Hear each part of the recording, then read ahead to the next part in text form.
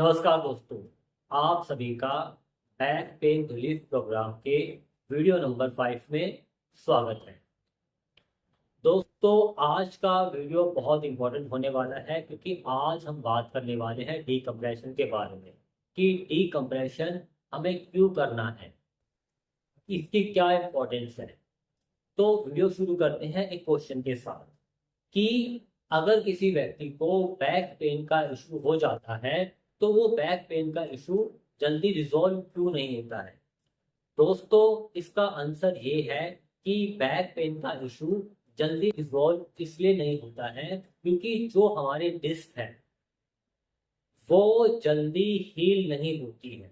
उसका जो हीलिंग का जो प्रोसेस है वो बहुत स्लो होता है।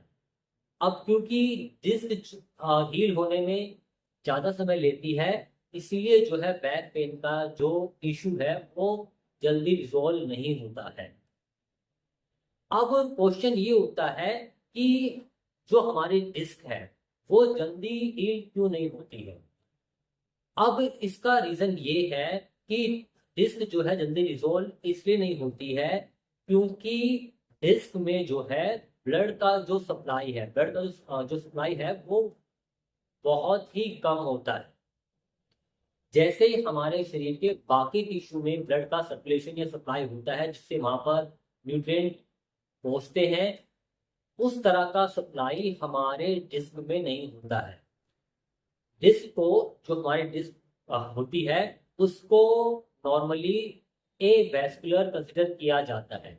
अब ये ए वेस्कुलर क्या होता है इसको आप गूगल कर सकते हैं।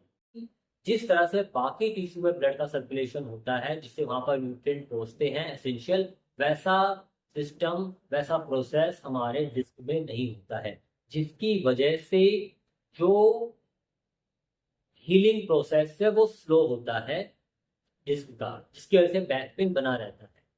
अब यहाँ पर बात आती है कि कैसे जो है हम ब्लड के सर्कुलेशन को, जो हमारा ब्लड का सर्कुलेशन है उसको उसके फ्लो को, उसकी सप्लाई को डिस्क में बढ़ा सकते हैं।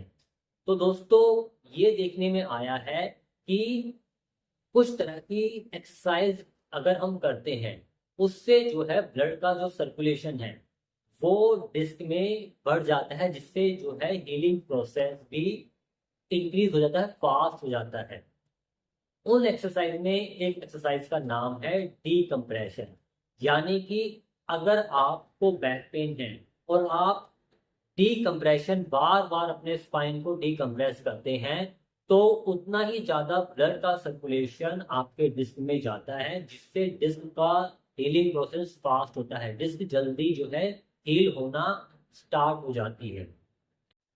डीकम्प्रेशन से ना सिर्फ डिस्क में ब्लड की सप्लाई बढ़ती है, बल्कि डीकम्प्रेशन की टेक्निक एक्सरसाइज करने से जो डिस्क पर प्रेशर पड़ रहा है वो भी रिलीज होता है। जैसे मान लीजिए कि आप लंबे समय तक सिटिंग पोजीशन में हैं, यानी कि आप लंबे समय तक बैठे हुए हैं चेयर पर, जिससे डिस्क जो है डिस्क पर लोड पड़ रहा है, जिससे हमारा जो बैक पेन है वो वर्स हो रहा है। तो अगर आप डीकम्प्रेशन की प्रैक्टिस या टेक्निक यूज करते हैं तो आप अपने डिस्क पर से जो है, जो डिस्क पर प्रेशर पड़ रहा है जिसकी वजह से पेन बढ़ रहा है, ठीक है, अगर आप डीकम्प्रेशन की प्रैक्टिस करते हैं तो वो जो लोड है वो वहां से हटता है, जिससे आपको पेन में भी रिलीफ मिलता है या आपको बेटर फील होता है। तो दोस्तों, अब हम बात कर लेते हैं कि डीकम्प्रेशन को कैसे करना है और कितनी बार करना है। अब डीकम्प्रेशन कैसे करना है इसको हम पार्ट बी में प्रैक्टिकली समझेंगे कि कैसे आपको डीकम्प्रेशन की टेक्निक को, एक्सरसाइज को यूज करना है, ठीक है। अब बात करते हैं कि हमें डीकम्प्रेशन दिन में कितनी बार करना है। देखिए, जब आप डे 1 से डीकम्प्रेशन की प्रैक्टिस शुरू कर रहे हैं तो आपको दिन में 3 बार डीकम्प्रेस करना है अपनी स्पाइन, और अगले दिन चेक करना है कि जो हमने कल डीकम्प्रेशन की एक्सरसाइज की थी, उसको करने के बाद आज हमें कैसा फील हो रहा है। अगर आपको ठीक फील नहीं हो रहा है, अच्छा फील नहीं हो रहा है, या बैक पेन बढ़ गया है, तो उसका अर्थ ये है कि कहीं ना कहीं आपने जो है वो प्रैक्टिस ठीक से नहीं की है। तो आपको वापस वीडियो देखना है और अच्छी तरह से उसे और समझने का प्रयास करना है, ठीक है। अगर डीकम्प्रेशन करने के बाद, जैसे आपने डे 1 पे कंप्रेस किया और उसको करने के बाद आपको अच्छा फील हुआ है, ठीक है, तो आपको डीकम्प्रेशन दिन में 3 बार, 3 बार, 3 बार ही कर सकते हैं, या आप उसको 5 बार बढ़ा सकते हैं, ठीक है।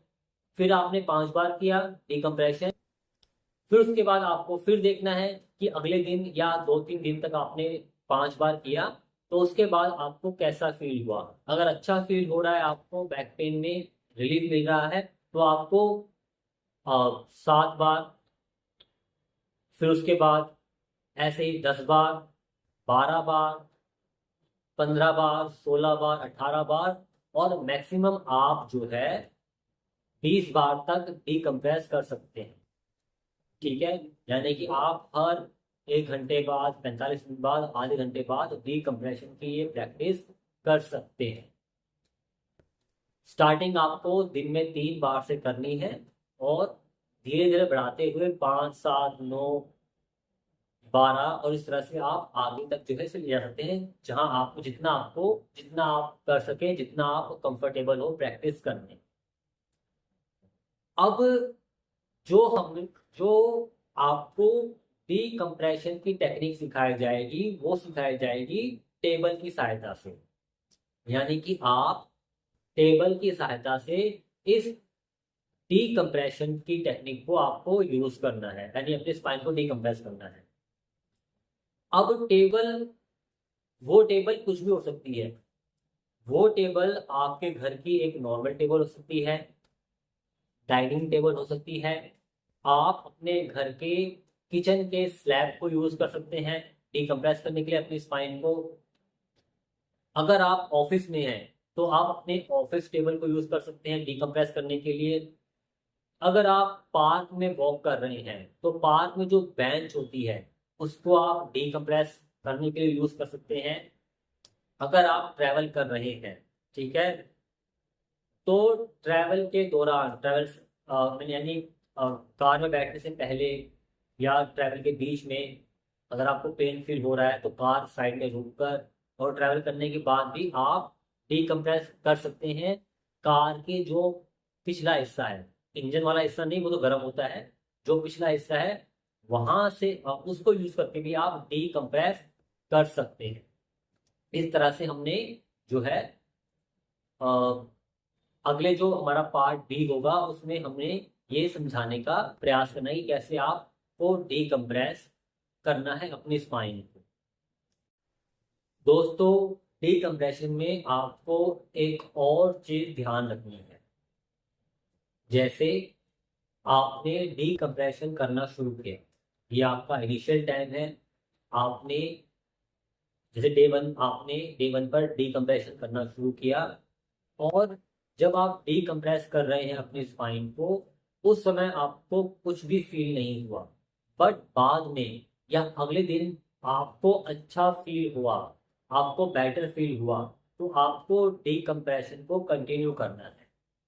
बट अगर आप जब डीकम्प्रेशन आपने शुरू किया डे 1 पर, या आप लगातार 2-3 दिन डीकम्प्रेस कर रहे हैं स्पाइन को, जब आप डीकम्प्रेस कर रहे हैं उस समय आपको कुछ फील नहीं हुआ, बट बाद में या अगले दिन अगर आपको पेन फील होता है, तो ये मान लीजिए कि अभी आपको डीकम्प्रेस नहीं करना है, अभी आपको डीकम्प्रेशन की प्रैक्टिस नहीं करनी है। अभी ये आपके लिए अर्ली है, ये चीज अभी आपके लिए अर्ली है। आपको कुछ दिन वेट करना है, तकरीबन 5 से 10 दिन आपको वेट करना है, फिर उसके बाद आपको डीकम्प्रेशन करना है, डीकम्प्रेशन की प्रैक्टिस करनी है।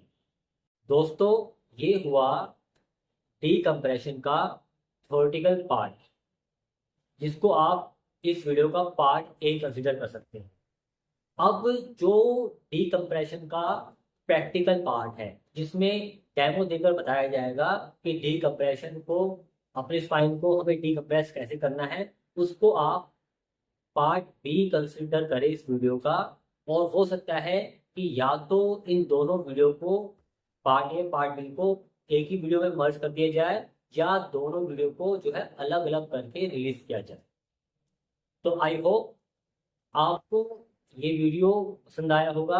अगर आप इस वीडियो को पहली बार देख रहे हैं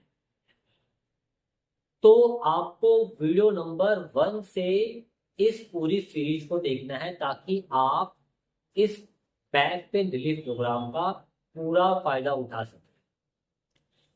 मिलते हैं अगले वीडियो में। आप सभी का इस वीडियो के अंत तक बने रहने के लिए धन्यवाद।